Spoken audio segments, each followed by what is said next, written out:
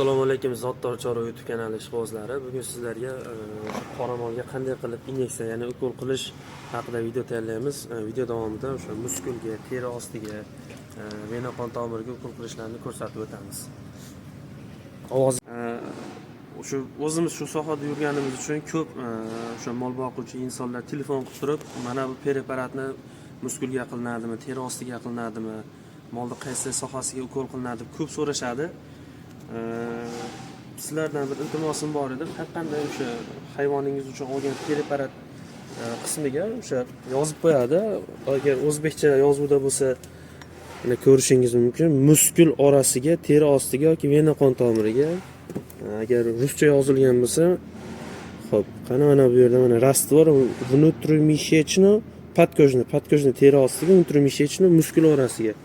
Mana shunday o'sha flakonda o'qib turib, hayvonni qaysi sohasiga ukol qilish kerakligini bilib olsalar bo'ladi. Veterinarga telefon qilib, u telefonni ko'taradimi, yo'qmi so'rab vaqt ketish shart emas. Keyin qoramolga yuqori dozalarda, ya'ni yuqori miqdorda inyeksiya qilingani sababli mana bunday ingichka ignalardan foydalanmaydi. Maxsus qoramollar uchun chiqarilgan 16lik 12lik ignalar bo'ladi. Shular yordamida o'sha ukol qilinsa, birinchidan tezdan ukol qilinadi, keyin o'sha veterinar uchun xavfsiz hisoblanadi. Sizlarga tushunarli bo'lishi uchun mana bunday maxsus spreylar yordamida qoramolni ukol qilish joylarini belgilab oldik.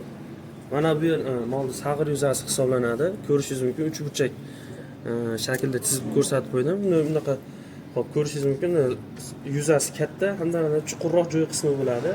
Mana shu yerga qo'rqmasdan ignani chuqur sanchib inyeksiya qilsangiz bo'ladi. Hozir og'riq qoldiruvchi inyeksiya qilyapmiz. Bismillah.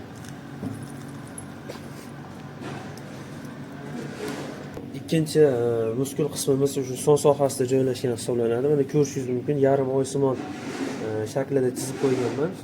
Mana shu yarim oysimonni bu qismiga qo'rqmasdan inyeksiya qilsangiz bo'ladi. Shu yerda muskul sohasi yaxshi rivojlangan.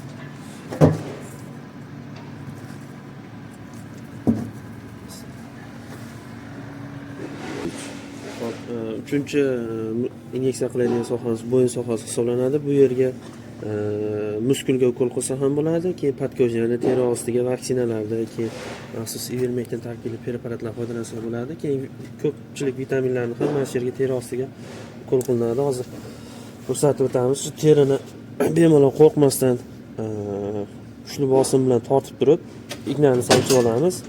Igna teri ostiligini bilish uchun uni o'ynatib bilsak ham bo'ladi. Bismillah.